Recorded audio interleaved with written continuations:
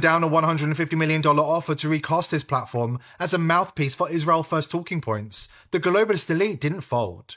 They executed the contingency. Erika Kirk liked to present herself as an everyday hero.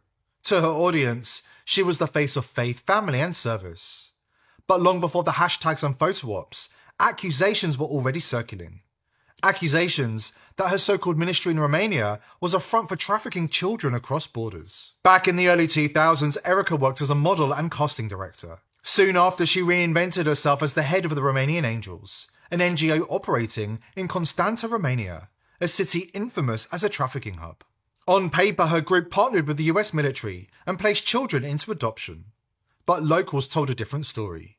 That kids were being taken, not protected, and funneled straight into networks supplying Israel and private islands with very young orphans. 2012 wins Miss Arizona competes in Miss USA, a pageant owned by ... Trump.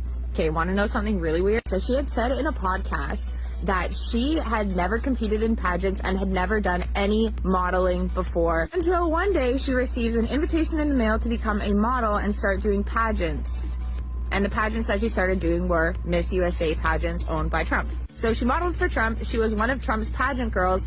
But did you know that she was also a casting director at the same time that she was doing all of this stuff for Trump? Now, she doesn't specify on her website if she worked as a casting director for Trump, but around the time that she was claiming to be a casting director, she also owned a ministry that was working with the U.S. military in Romania. The area in Romania where she was operating this ministry had a bunch of locals accusing these evangelical ministries of kidnapping children and trafficking them out of the country. These children were being found in the UK, in Israel, and were also being sent to undisclosed private islands. Locals demanded authorities look into it, but they never did. Now, Charlie Kirk really wanted the Epstein files released, but did his wife? Prior to marrying Charlie Kirk, she was a multi-millionaire on her own, and since his passing, she's also amassed all of his wealth, plus an additional at least $5 million in donations. She's currently considered the most powerful woman in the United States, with mega fans begging her to run as vice president in 2028. And then came 2018. Erika travelled to Israel, where what she described as a job interview became something else entirely, a date with Charlie Kirk. To the public, it looked like romance.